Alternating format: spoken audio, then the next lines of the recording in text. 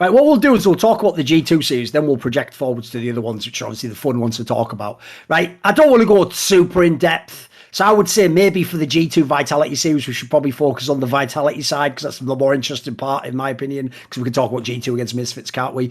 Right, Dom, I think actually, when I think back now, I even went back and checked a bunch of people's opinions on all the shows. Even though loads of people did have the take we had, which is like Vitality maybe runs it all the way back and is playing in the match that's about to happen now against Fnatic. I actually noticed no one ever said Vitality is good, though. It was actually people sort of just assuming somehow these players get it together because they just got such a sick set of players on paper. And then it was mainly actually people just like not thinking much of the other teams. So even though certainly Vitality was absolute dog shit in this fucking series, like I actually get the feeling everyone kind of knows Vitality never really got it together in the first place, right? They never really were a good team ever. Of course not. But I mean, the reason why I thought Vitality was going to win this series was because of just how the individual matchup works. And if you can expect like, so if you go through like the entire series, right, you have to think about like what all the predictions were. I don't think anyone saw like Alphari versus Broken Blade and was like, yeah, no, I expect Broken Blade to just completely hard shit on Alphari 1v1 in the lane. Like that is not normally like the reason why people thought the Vitality would have a chance in the series is because generally Vitality was better in like mid to late game situations. Their bot lane actually has potential to win. And the top lane, which is the biggest strength from G2, the top side of the map, will probably not be able to smash Alphari super hard in lane because that's how Alphari makes his money. So to me, I would say the series was like completely opposite of pretty much everything that you could predict going in. And even the bottle of Vitality played half decent, Dom. It was like an upside down series, wasn't it? Yeah. Yeah. So I would say that it was just a super unexpected series. Like, when was the last time that Vitality threw a 5K gold lead at 14 minutes? Like, they never have a 5K gold lead at 14 minutes. Like, this might be the biggest throw. Like, just off the top of my head, this is probably the biggest advantage they've ever had in a game at 15 minutes. That they've lost. Like, I think that this is probably their maybe even the only game that they've lost with like over like 2 or 3K gold lead at 14 minutes. This entire split. So it was super fucking weird because Vitality was worse in the team fights, but then like even in game 1, they did get out drafted. But like when you looked at how Lebrov was playing, like Lebrov was actually moving around the map with selfmade. He was like top lane, like ganking. I was like, oh shit, they're doing like support and jungle stuff, which is what you would never expect from them. And then Alphari was randomly like getting super shit on in like game 2 with his Camille, which is something that you wouldn't expect. And then like, yeah, then you get into the team fights and G2 is just making better decisions. So it was like complete opposite day all over the place. I mean, I don't think that any amount of analysis could prepare you for how this series went. Like, I don't think there's any logical way you could tell yourself that this is like what would occur within the series. Well, Nelson, what went wrong for Vitality, mate? I mean, I think they should have, just by looking at the gameplay, they should have won game 1 and 3 where they had leads which couldn't be thrown. It's just that during the mid game they were just getting caught on side lanes or getting cheesed over and over again. I mean, I understand if you get ganked once, right? Maybe you need a reminder in game, but they got killed the same way 3-4 times and then they lost their lead from there. I think game 2, I think it's not possible to lose if you draft slightly differently, where you don't pick mid lane first, you just pick Camille first. And you let you let Perks pick something else, because I think Perks is probably like top 2 laning mid laner just for this split. And better than people mentioned on other shows, I noticed. No one ever bloody mentions it. I thought he was pretty decent, yeah. No, I just think he's one of the best laning mid laners. It's just that somehow in the middle of regular split, he decided to play like river in the river only. So, I mean, I guess it's a decision he chose to help his side lanes, but I think if he played for himself, it would be so much better, at least for himself and the team. But I think he just shouldn't pick Ahri and Hecarim together when there's Sylas open, because I think Ahri is not a champion which can pressure the enemy mid laner. He's more of a champion which he's more like a Renekton of the mid lane without the kill pressure, you know. But even in that game, he was like he had a lot of like pressure. I mean, Caps was like out of the game completely. Caps was like 1-4 with like 120 CS at like 20 minutes. Like, he was not in that game. So it's really weird to see how the series played out, because normally you like the strength of Vitality is that when they get to like even situations mid to late game, they just make slightly better decisions than enemy teams. So, I mean, it was just a really, really, really weird series, and I don't really know what to make of it. Like, maybe Vitality is not as good as we think. But I mean, at the same time, is it like I don't even think that I had like that high of an opinion of Vitality. It's just I thought that the way that the series would interact would be different. Like the advantages that I could see Vitality getting, I thought would just transition into wins. Like that. I mean, that was just my perspective. I think G2 had a better chance of winning this best of 5 because of how the previous series went. So previous series was like G2 losing to Fnatic, and then because they lost, for sure they have to change something up. But Vitality beat us, which was bit XL, and it's easier for G2 to scout exactly what Vitality is doing. And if you do watch the games when Selfmade is on like farming junglers or junglers which clear very fast, you can easily track him because he's on his cramp on the spawn. You know, like when Gromp is up in 5 seconds, you know he's there 100%. He's not doing anything else. And I think G2 just had very good prep because, you know, they banned the Olaf, they banned the Olaf. It's only one he's guaranteed to carry on, yeah. Yeah, no, it's the only champ which can clear fast and also gank. I mean, other than Hecarim as well. And they just banned the 2 junglers out. And I guess the game which they opened Hecarim, they were trying to gamble, but I guess, you know, it ended up that Selfmade couldn't play Hecarim. Then you think this is a pretty bad series from him, Dom? From Selfmade? Yeah. I mean, I don't know if this is worse than how he played before. Like I think he played better than expected because of the Olaf pick versus XL, but I don't know. I mean, I just felt like it was like a team thing. I mean, I think the only player that I would look at and I would be like, oh, they played below expectations would be Alphari. I think that Alphari, like individually, was not playing well, but when I look at like the games overall, it felt like they were just lost as a team. Like, I mean, you have a 5K, 5.3K gold lead at 14 minutes. How are we losing this game, guys? Like, it's really impossible to lose this game. Especially mate, as much as you were bigging up Labrov in game 1, this motherfucker can't press R on fucking one of the most OP champions in the game right now. What's going on? We're supposed to, Dom, have better players than them, and we can't fucking use the buyback function. What's the point of this pick then? What's the point of it? That's to make us win. I think he was just like mentally out of the games, you know. I know. If it's like if you look at game 3 at the final fight at the Nexus, like Perks had 17 seconds left on his death timer, and he just runs in. Yeah, he just runs it, and I think Vitality would have won the fight there because it's 5v4 when Perks is up, or you can take a 4v4 when the death timer is a lot shorter. Yes. Because Irelia would never join the fight, and I don't think a pro player should ever throw a game like that. But he just did it, you know, because he felt. I mean, he also threw the fight before that where like Perks is on the inhib and like Vitality's actually in a good situation there because the enemy team like can't really Baron. They have to walk the long way.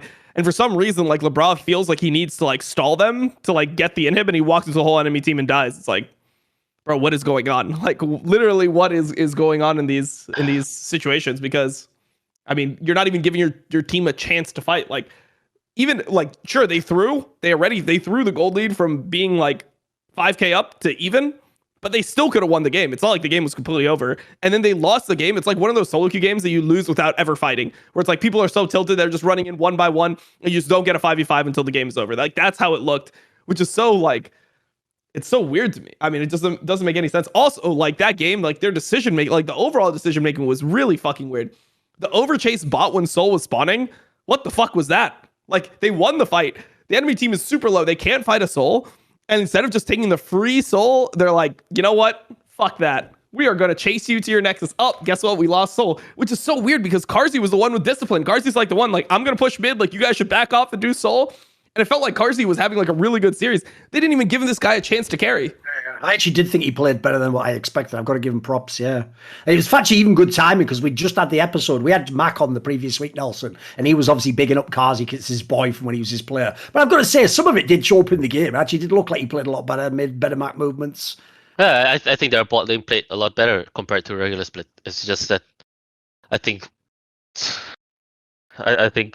Selfmade was very more predictable for G2 during the playoffs, and then I think for the soul fight on the last game, I think there's no way Vitality lose. They have Baron and they have control of all the waves on the map, and they still didn't get, or they still let G2 have a chance to steal it with an RE That was kill or hilarious, RE wasn't it? I know. I would melt off the face of the earth if someone did that steal. That's like the steal where you just throw your monitor out the window immediately. You don't even think. You just have a game over. That was so mental, that steal, wasn't it? I know. Yeah. I think personally, it's like there's no way G2 should be allowed to get into that position. Why are you letting the position throw them off? Exactly, I know. And secondly, it's if he can steal it with like REW, then you should just lose. You should just lose.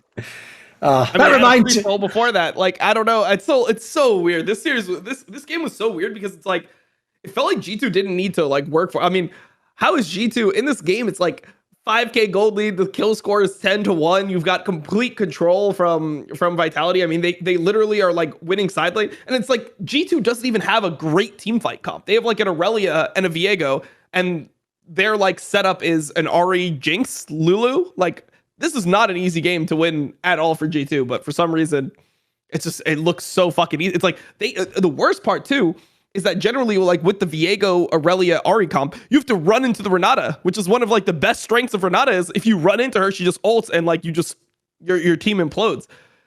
This was super fucking weird. This like, I was so surprised because you rarely see like games with perks in it, where his team like throws like a game that they should win. Sure, yeah. In a series like this, like a deciding game. It's so weird. Yeah, I mean, for sure, I just think Vitality had a better draft in this game as well. They had a better, especially they have Renata against Viego, and G2 doesn't have a comp which is very like they don't have a comp which has a fixed theme.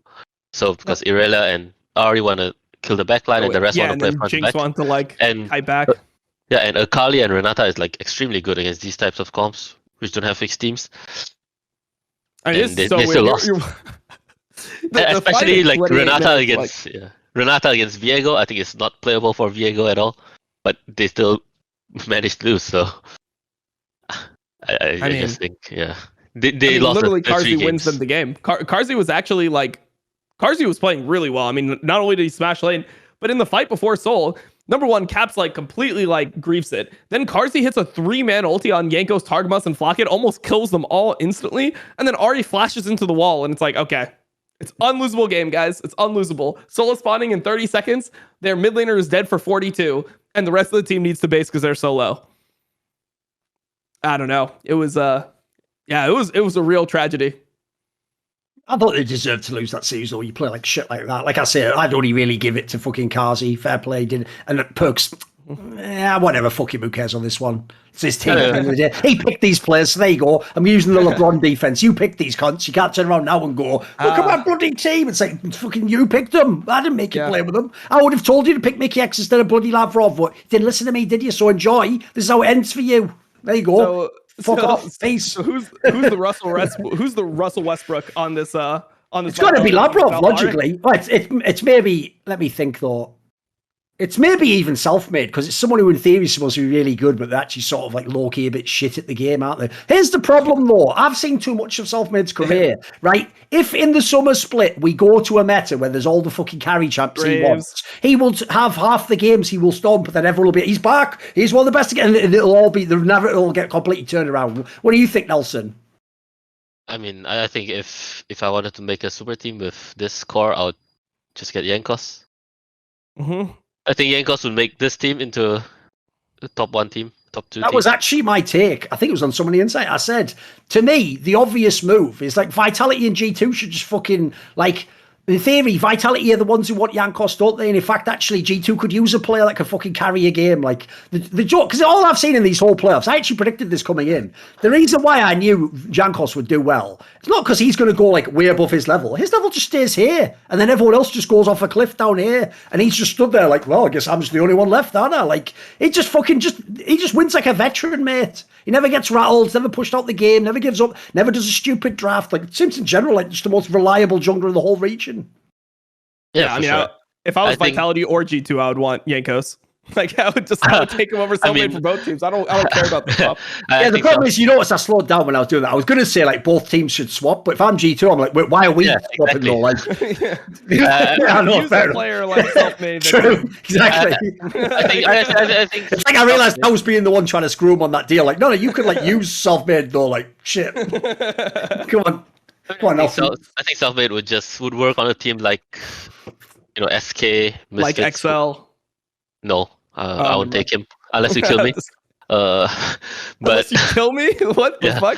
But it's like, he just needs to be the only carry of the game. So for example, let's say if the mid laner is not Vizio, maybe it's just some supportive mid laner, then you get self-made there and he will 1v9. Mad Lions. There we go. He should be on Mad Lions. Yeah, but you have Aluya, so. True. That's true. Damn. It's just a better version of self-made. Damn. Let's flip it then and go to the other. Hater.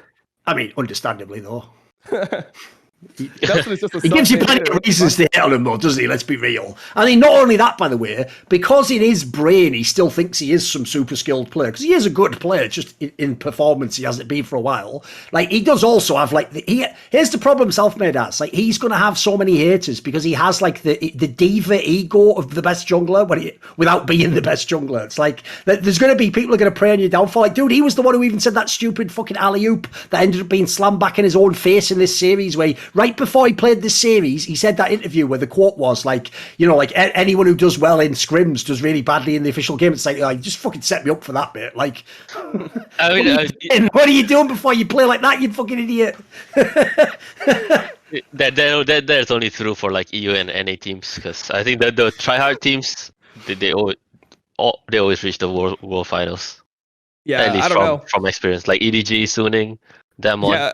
I don't see anyone being like, oh, well, T1 is reportedly winning all their scrims. Like, bad sign for them. Like, they're fucked. Like, I mean, I hope so. Yeah. Like, I don't see anyone with that take about T1. The thing is, though, actually, I can tie this back into the original conversation we started with, though. I actually think low-key, that's also why it's really good, by the way, that Rogue is doing well in the playoffs. Because half of the argument from, like, the pros in Europe would be like, well, look at Rogue. They just fucking win all the scrims in all the regular season games, and then they're shit in the playoffs. Like, who cares about regular season? It's like, no, how you practice is how you play. Like, in my opinion, by the way, part of why Fnatic is so messy is because you hear all these stories about their fucking scrims. No wonder in the games it's just like random things are happening. Like, they have a hard time pulling off a set play. There are no set players who just follow up in a sang or something. Like, what the fuck is it? Like, I don't even know what their playing style is, dude. I don't know if they do. Yeah. I mean, want to see more cool, funny, interesting clips based on topics from my content? Well, subscribe to this channel then, or, be a pleb and don't.